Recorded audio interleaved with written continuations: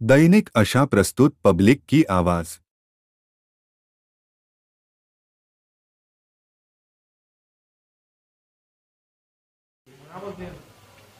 आज नेवासा शहरातील दुर्गामाता मंदिरामध्ये श्री संत ज्ञानेश्वर भाविक भक्तांची आणि श्री ज्ञानेश्वर मंदिर पावित्र्य बचाव कृती समितीची बैठक संपन्न झाली।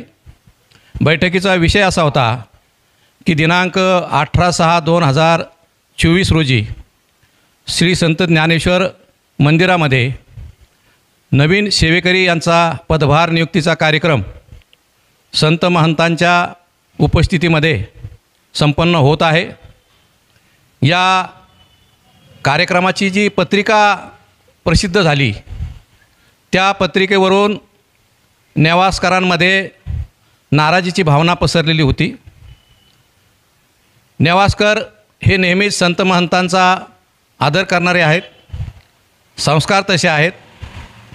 संत ज्ञानेश्वर महाराजांनी ज्ञानेश्वरी ज्यावेळी लिहिली त्यावेळेस 3 वर्ष वास्तव्य या नेवासा शहरामध्ये गावामध्ये केलेलं आहे आणि 3 वर्ष त्यांचं मन ज्या अर्थी या ठिकाणी रमलं त्या अर्थी खरोखरच नेवासा शहरातील नागरिक हे संयमी आहेत, सुसंस्कृत आहेत, हे त्याचं उदाहरण आहे। परंतु याच नेवासकरांना यात जे काही कार्यक्रम होत आहेत त्याच्यामधून जे डावललं जात आहे त्या बाबतीतची नाराजी व्यक्त करण्याकरता म्हणून आम्ही या ठिकाणी बैठक घेतली। बैठकीला मोठा प्रतिसाद मिळाला।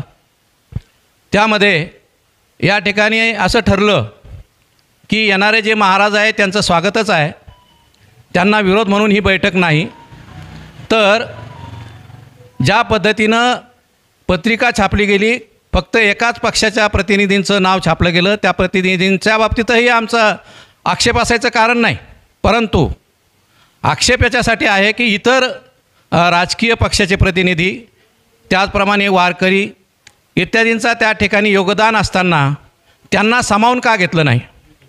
पक्षपातीपणानं या ठिकाणी हा जो काही कार्यक्रम चाललेला आहे त्याचा निषेध करण्यासाठी म्हणून आम्ही या ठिकाणी जमलेलो आहोत। राज्याचे पालकमंत्री नामदार विखे साहेब यांनी या तीर्थविकास क्षेत्राचा विकास व्हावा त्यासाठी 400 कोटी रुपयाचा आराखडा तयार करून 200 कोटी रुपये सरकारकडून या ठिकाणी घेतलेले आहेत। तर मुख्यमंत्री साहेबांनी त्यामध्ये हा निधी कमी पडू दिला जाणार नाही असं आश्वासन दिलेलं असताना साधं आभार मानण्याचं धाडससुद्धा या विश्वस्त मंडळाने केलेलं नाही। विश्वस्त मंडळ हे अकार्यक्षम असं विश्वस्त मंडळ आहे। त्यामुळं ही नाराजी आहे। नेवासा शहराचा विकास खरं म्हणजे या ज्ञानेश्वर मंदिराच्या विकासावर अवलंबून आहे। जर 200 कोटी या नेवासा शहरामध्ये आले तर नेवासा फाट्यापासून तर मंदिरापर्यंत जी काही रस्ते बांधणी होईल, जे काही या ठिकाणी व्यापारी संकुल तयार होईल, छत्रपतींचा पुतळा त्यामध्ये येईल, अजून या ठिकाणी शिल्प त्यामध्ये येतील, हे सगळं नेवासा शहराचा चेहरा मोहरा बदलणारं हे चित्र असेल। आणि म्हणून आमची कळकळ आहे की नेवासा शहरामध्ये या गावकऱ्यांना विश्वासात घेऊन कार्यक्रम झाले पाहिजेत। हा होणारा कार्यक्रम झाला नाही, होणारा कार्यक्रम जो आहे त्याला विश्वासात घेतलं गेलं नाही म्हणून आम्ही त्याचा निषेध करतो आहोत। त्या कार्यक्रमाला गालबोट लावण्याची आमची कोणाची इच्छा नाही, त्यामध्ये आम्ही संत महंतांचा आदरच करतो।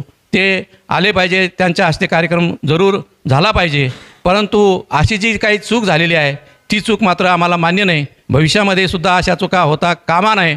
आम्ही या ठिकाणी जे काही नागरिक आहोत नेवासा शहरातील, आज जी काही जी बैठक झालेली आहे त्यांची आता भक्तमंडळ म्हणून स्थापना केलेली आहे। ही भक्तमंडळाची यादी आम्ही देवस्थानकडे देणार आहोत आणि या माध्यमातून पुढचं कामकाज हे चाललं पाहिजे अशी आमची त्यांना विनंती राहणार आहे।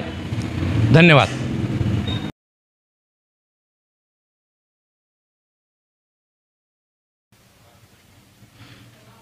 रामकृष्ण हरी। आज आम्ही सर्व नेवासा बुद्रुकचे रहिवासी मिळून एक ज्ञानेश्वर मंदिर पावित्र्य बचाव कृती समिती आम्ही स्थापन केलेली आहे नेवासा शहरातील सर्व नागरिकांनी. या समितीमध्ये आज 2 ते 3 गोष्टींवरती खूप महत्त्वाची चर्चा झाली आणि अगोदरच सांगितल्याप्रमाणे ज्येष्ठ विधिज्ञ वाकरे भाऊसाहेबांनी जे येणारे महाराज आहे व जो होणारा कार्यक्रम आहे त्याच्यावरती आमचा नेवास्कर म्हणून कुठलाही आक्षेप नाही, असायचं कारणही नाही. परंतु सर्व नेवास्करांचा इथं जे अकार्यक्षम विश्वस्त मंडळ काम करतं त्यांच्यावरती आम्हा सर्व नेवास्कर बुद्रुककरांचा खूप मोठा रोष आहे. आणि गेले कित्येक वर्षांपासून आम्ही त्या लोकांना बघतोय विश्वस्त मंडळ म्हणून ते सपशेल अपयशी ठरलेले आहेत. ते फक्त एकाच विचारधारेला धरून काम करतात आणि कुठल्याही पद्धतीने ते ज्ञानेश्वर माऊलीच्या मंदिराच्या विकासासाठी कुठेही धडपड करताना कधी दिसत नाही. जे सरकार छोट्या छोट्या गोष्टींसाठी वारकऱ्यांना मोठमोठी रक्कम देते ते सरकारकडे हे कधीही जात नाही. जेणेकरून उदाहरण दिलं आपण तर बघितलं तर आता सरकारने प्रत्येक दिंडीला 20,000 रुपये द्यायची घोषणा केलेली. तर हे विश्वस्त मंडळ कधी ज्ञानेश्वर माऊलीच्या मंदिरासाठी 1 रुपयाही घेण्यासाठी कुठल्याही पालकमंत्री असो लोकप्रतिनिधी असो यांच्याकडेही कधी गेलेले नाही. हे विश्वस्त मंडळ अकार्यक्षम आहे. त्यांचा या माऊलीच्या मंदिरावर कुठल्याही प्रकारचा विकास व्हावा अशी त्यांची कुठल्याही प्रकारची इच्छा नाही. अशा लोकांना बदलण्यासाठी आम्ही मंत्रालय स्तरावरती आम्ही सर्व नेवास्कर मिळून आता पाठपुरावा करणार आहोत. आणि तसंच आम्ही आता आमच्या पद्धतीनेही कशा पद्धतीने माऊलीच्या मंदिरासाठी निधी आणता येईल यासाठी आम्ही सर्व नेवास्कर प्रयत्न करणार आहोत. अशा 2-3 गोष्टींवरती या बैठकीत चर्चा झाली. धन्यवाद. जय हरी जय श्रीराम.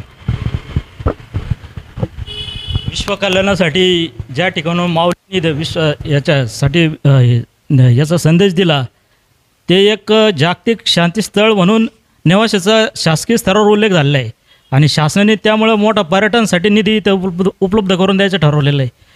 परंतु गेल्या काही वर्षापासून येथील विश्वस्त मंडळ हे अत्यंत दुजाभाव करतात. हे राजकीय कार्यकर्त्याला दुजाभाव करतात असं नाही, जे काही ते धार्मिक कार्यासाठी जे कीर्तनकार प्रवचनकार येतात त्यांनासुद्धा अशा पद्धतीची वागणूक दिली जाते. ही अत्यंत निषेधाची बाब आहे आणि त्यासाठी आम्ही सगळ्यांनी मिळून ही ट्रस्ट बरखास्त करून तात्काळ तिथं प्रशासकीय अधिकारी नेमतो का या विषयावर आम्ही पालकमंत्र्यांची चर्चा करणार आहोत.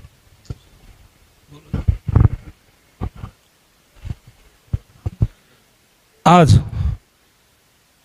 दुर्गादेवी मंदिरामध्ये नेवास्करांची या ठिकाणी ज्ञानेश्वर मंदिर ट्रस्ट यांचा जो कारभार चाललेला आहे त्या कारभाराविषयी या ठिकाणी मीटिंग झाली.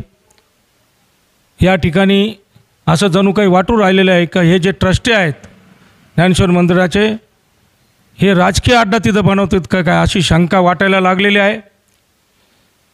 या नेवाशा नगरीमध्ये हरिभक्तपरायण म्हस्के महाराज यांचं आमच्या मीटिंगमध्ये त्यांचा स्वागताचा ठराव आम्ही पास केलेला आहे. त्यांचं आम्ही स्वागतच करणार आहोत.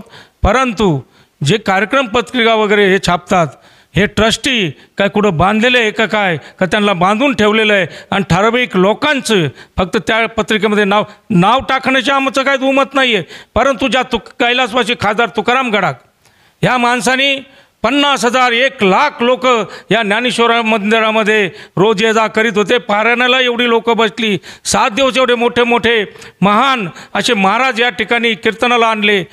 निदान कमीत कमी ती जाणीव ठेवून आपण निदान या ट्रस्टीने त्यांचा मुलगा असेल त्यांचा भाऊ असेल यांचं तरी पत्रिकेमध्ये नाव टाकायला पाहिजे नव्हतं. संभाजीराव फाटके असतील माजी आमदार धार्मिक आहेत, त्यानंतर बाळासाहेब मुरकुटे असतील यांच्याबरोबर जर यांची नावं टाकली असती आणि पालकमंत्री राधाकृष्ण विखे पाटील यांनी एवढा मोठा निधी दिलेला आहे आणि तो मंजूर करणार आहेत त्यांनी घोषणा केलेली आहे त्यांचं साधं हे कौतुक करू शकले नाही याचं दुर्दैव आहे. म्हणून ह्या ट्रस्टीच्या विरोधात आम्ही नेवास्कर खंबीरपणाने उभे राहणार आहोत आणि त्यांना धाडा शिकवल्याशिवाय राहणार नाही. जय श्रीराम.